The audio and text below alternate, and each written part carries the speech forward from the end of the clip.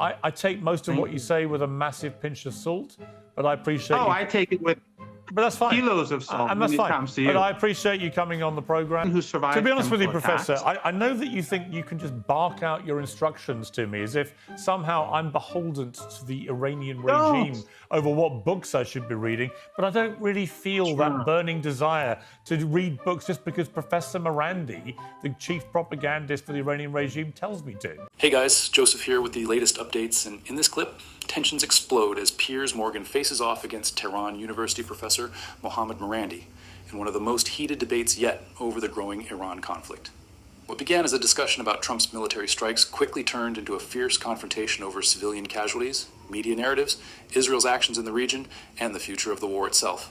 During the exchange, Marandi pushed back hard against Western talking points, bringing up controversial past U.S. military actions and accusing global leaders of ignoring the suffering of civilians caught in the conflict. The debate became even more intense as both sides clashed over ceasefire violations, Netanyahu's ongoing military campaign, and the wider consequences of escalating tensions in the Middle East. This interview is now going viral online because of the shocking moments, emotional reactions, and arguments that left viewers divided across social media. Watch closely all the way through because some of the points raised in this debate are leaving people stunned across the internet right now, and I'll also give you my thoughts towards the end of the video. I have had other guests, including Victor Davis Hanson just now, who say it's been actually a clear victory for the United States militarily. They've caused enormous damage to Iran's military, which I think is unarguable, and that if they wanted to militarily reopen the Strait of Hormuz, they could do it in a heartbeat, but for political reasons, they're not taking that option at the moment. And that actually no one's quite sure who's running Iran. The new supreme leader has not been seen in public. And therefore, the assumption is that actually it's a rudderless ship and is far more damaged than Iran would ever care to admit. So my first question about that would be, where is your supreme leader? No one's seen him. Is he alive?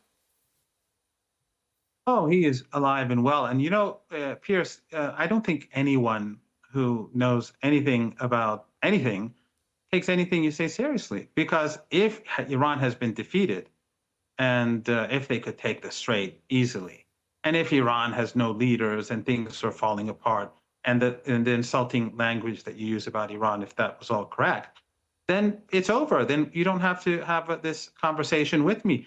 Go and do what you like to do. That's not what's happening, isn't it? The United States has been humiliated.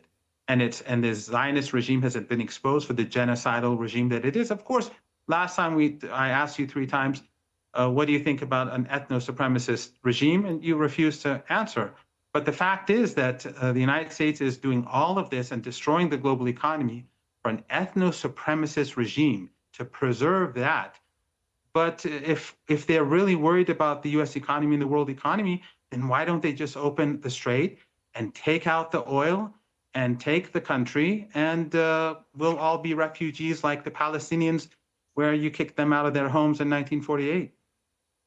I mean, President Trump has indicated that's exactly what he may do if there's no deal.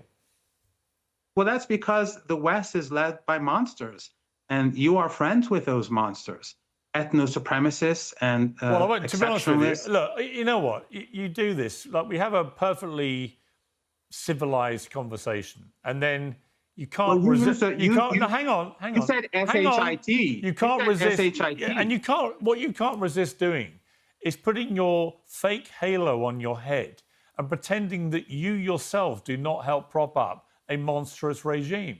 You talk about, America has to be held accountable for killing people. What about Iran's regime, which for 47 years has killed so many people, not least its own people, as we saw in January? Should they be held accountable for that? Would you like to see your regime held accountable for the thousands of protesters it killed in January, for the Americans it's killed, for the Israelis it's killed, for the way it's propped up Hamas, Hezbollah, the Houthis to cause endless terrorism all over the Middle East? Would you like your regime to be held accountable for that monstrous activity? Piers, first of all, you used that word that I won't repeat. And that's exactly how you like to frame things. You started insulting Iran, and I gave you a much more civilized response. What is the word you're talking about? Sorry. You said S-H-I-T. No, I didn't. That's not how I heard No, it. I didn't. If that's not what you said. Sorry, just to be clear. Okay, then I'm at no mistaken. stage of this interview then I'm mistaken. have I said that. Okay, then I'm mistaken. Yeah, then I'm you are. mistaken. I thought you said. But first of all, I asked you to come to Iran. You could have seen what Iran is I've like. asked you to come here. You haven't come either. So you know what? Well, I've lived ways. there. I've lived there, Piers. Yeah. I've lived there. I've been there many times. Yeah. I did my PhD there. So there's a bit of a difference. Just so you. Yeah, but you just for haven't your come, information. and I haven't come. So we're in the same boat. I've been there times. I was there on the I was actually in that protest that you and I discussed about together in 2003 when you were a somewhat different person than you are now. I wasn't a different person at all. No, I was exactly the same person. Let me respond. Let me respond. As a person, well, first of all, I asked you to read that book, Going to Tehran by Flint and Hillary Leverett, and I'm sure you didn't bother to do so. But as a person who survived, to be honest with you, attacks, Professor, I know that you think you can just bark out your instructions to me as if somehow I'm beholden to the Iranian regime over what books I should be reading, but I don't really feel that burning desire to read books just because Professor Marandi, the chief propagandist for the Iranian regime, tells me to.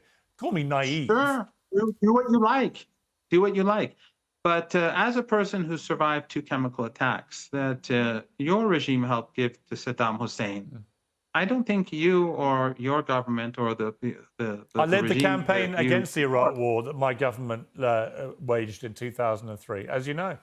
No, that's not when they used chemical weapons, Piers. They used them in the 1980s, and your government gave it to Saddam Hussein. Back then, he was your friend. Back then, he was your ally. You forget that you've waged 3 wars against my country. We're the bad guys, of course, but you carried out a coup in 1953. Then during the revolution, when people were on the streets, your regime supported the Shah, gunning down people. Then after the revolution, they encouraged Saddam Hussein to invade our country. The West gave him chemical weapons. I survived both mustard gas and nerve agents in 2 separate attacks. Many didn't survive, but that wasn't important in the West back then. Can I ask you one question? Before we finish, just one question. I'm not responsible for what my government did when I was a teenager, just to be clear. But just one question for you. Of course you are. No, I've got a question. Every human being. No, I'm not. Every human being who's politically aware is responsible. I'm asking you a question, though. I'm asking you a question. And I am too. Okay, I'm asking you a question, which is one that is put by a lot of my viewers. I'm just curious of the answer. I'm not being accusatory, but you always do these interviews with apparently a full internet signal in a country where many people have had their internet turned off since January. How are you doing that, and why is it one rule for you and another for the large majority of the people of Iran? Well, first of all, as I told you, you've already asked me this question before. During the war, the internet was never off. It was off to international, the international internet, Iranian internet, and Iranian websites and Iranian apps were used. But back then, during the war, they were using the internet to find targets in Iran and to murder people and to destroy Iranian infrastructure. So they limited that. Back then, if you recall, and as I explained, I was not using my own internet. Now they've opened up the internet more. They've helped me to be able to use this, but to use a better internet connection. But as we speak, I am using a VPN, like most other people. But I think the best thing for you to do is to counter my arguments. Your country bombed my country. The United States slaughtered children. And that's why we had internet restrictions. Otherwise, before the slaughter of our people, of our leaders, of our scientists, of our academics, of schools, of bombing apartment blocks, before that, your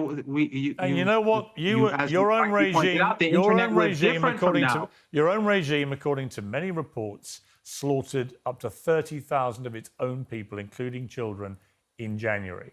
But you will say to me, nothing to see here. They're all heavily armed militants. You believe that?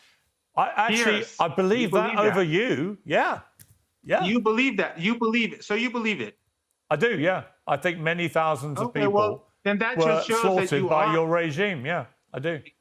Your regime, because the evidence shows the Iranians gave the names of all the people who were killed, every single one, 3,117. Hundreds were police officers or officers of the law, and 2,000 of them were people who were caught in the crossfire by people who were armed by your government. Of course. Who said they were armed by your government? They were all killed by the protesters. Channel 14 of Israel. That's right, yeah. Channel 14 of Israel. Yeah. Pompeo, you know Forgive these me, people. Professor Marandi, It's we've all run out of there. time. But this doesn't, as usual, so your government killed my people. You know, Professor your Marandi, it's always, the reason I get you on, Professor people. Marandi, is it's always interesting to hear a voice from Tehran talking, and I appreciate you coming on. I take most of what you say with a massive pinch of salt, but I appreciate I take it with that's fine. kilos of salt and that's when fine. it comes to you. But I appreciate you coming on the program. So after watching that entire exchange, it's clear why this debate is getting so much attention online right now. Both sides came into this discussion with very strong opinions, but what really caught people's attention was how intense and direct the conversation became when topics like war, civilian casualties, media coverage, and global politics were brought into the spotlight. Whether you agreed with Piers Morgan, Mohammad Marandi, or neither side at all, one thing is certain: conversations like this are shaping how millions of people around the world view the conflict and understand what's really happening behind the headlines. A lot of viewers are now questioning the role of Western media, the actions being taken in the Middle East, and whether world leaders are truly working toward peace or pushing the situation even further toward escalation. Others believe debates like this are important because they allow different perspectives to be heard publicly, even when the topics are uncomfortable or highly controversial. And honestly, that's why clips like this continue to spread so quickly across social media platforms, because people are searching for answers, context, and opinions outside of the usual news reports. At the same time, this entire situation also shows how divided public opinion has become. Some people see these military actions as necessary for national security, while others believe innocent. Civilians are paying the price for political decisions being made by powerful governments. No matter where you stand politically, it's difficult to ignore how emotional and serious this discussion has become as tensions continue to rise globally. But now I really want to hear from you guys. Do you think Mohammad Marandi made strong points during this debate? Or do you believe Piers Morgan pushed back effectively on the claims being made? Who do you think won this exchange overall? Drop your thoughts down in the comments section, because this is definitely one of those conversations where people have a lot to say. And if you enjoyed this breakdown and want more updates on major political debates, world news, and viral moments making headlines across the internet, make sure you hit that like button, subscribe to the channel, and turn on post notifications so you never miss another upload. We've got a lot more big stories coming your way very soon. Thanks for watching. Stay safe, and I'll catch you guys in the next one.